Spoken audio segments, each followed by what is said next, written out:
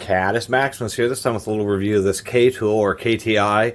In this case, 3/8 indexable flex head ratchet, chrome vanadium, made in Taiwan. I never actually heard of K-tool, but they've been around since the mid-80s or so.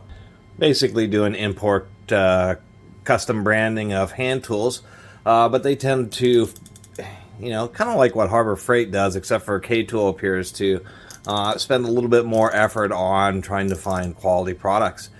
What caught my eye, I'd never heard of them before. When I saw this ratchet, I thought, oh, this is kind of interesting. It looks pretty nice, but it may not be very good. But then I noticed a few things, such as how the switch operates.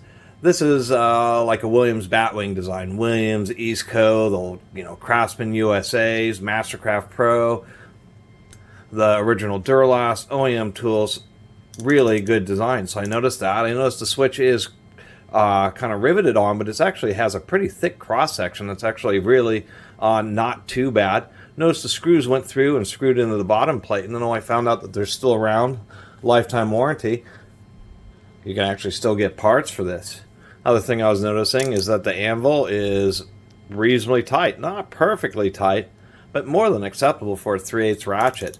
It's also what I would consider a mid-tooth. If we do something like this and we count 1, 2, 3, 4, 5, 6, 7, 8, 9, 10, 11, 12.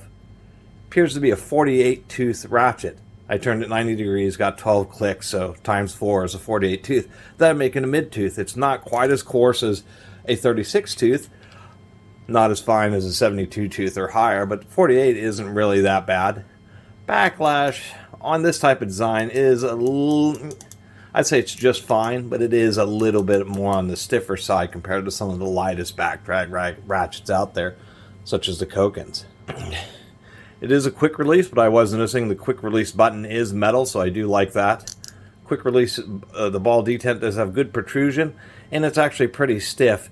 I found that on some quick release ratchets, it's just so, this quick release plunger is just so poorly designed that you can really press on the ball and just get the plunger to go down real easy, and it doesn't hold on to sockets super well. This one seems to do just fine, and really is a pretty smooth running ratchet. So overall, not too bad, and actually pretty decent quality control. We can see the symmetry of the grind along the head is actually pretty good. The bolt's pretty well centered. Not the largest bolt, but I was noticing that these are thick forks that are also pretty wide. And then the ratchet head is actually set down pretty far. I'm sure on this quick release, you'll twist off and break the anvil before you break the handle or anything like that. So definitely reasonably robust. Really pretty thick handle. This whole thing is just seems a bit extra dense, especially for a standard length of an 11-inch 3/8 flex head. This is pretty dense. Pretty decent quality knurling. I was surprised about that. I do like knurling on handles of tools because it's just easier to grip. When it comes essentially push comes to shove, knurling wins out over smooth handles just because there's going to be situations where your hands are greasy, slick, and you just get a better grip on the tool. Reasonable detent on the indexing on the flex head, just some little, I don't know, I guess those are little recesses that have been drilled out. I don't mind this design so much because it holds it generally in a position that will work for you, and then but not so much resistance. So if you end up in between, you don't really notice it as you're working with the ratchet, and I don't mind that design. And this type of design is also very long lasting. Anyway, let's take a quick peek inside. Just knock out these two screws,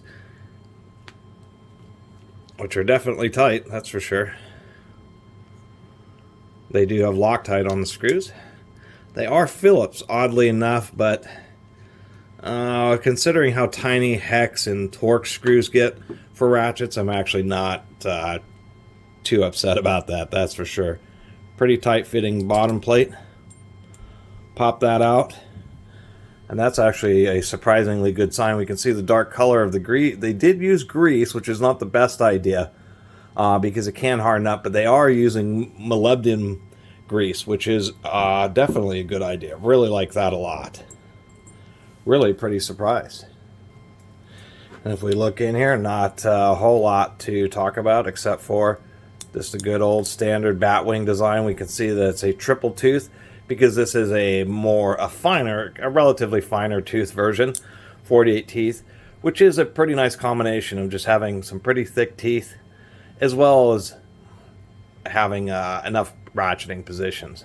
Always kind of like this batwing design just because it's pretty darn reliable and has really proven itself over the years for pairheads. Even though it does tend to have a little bit higher backlash, do like the design. I like when you put pressure on it.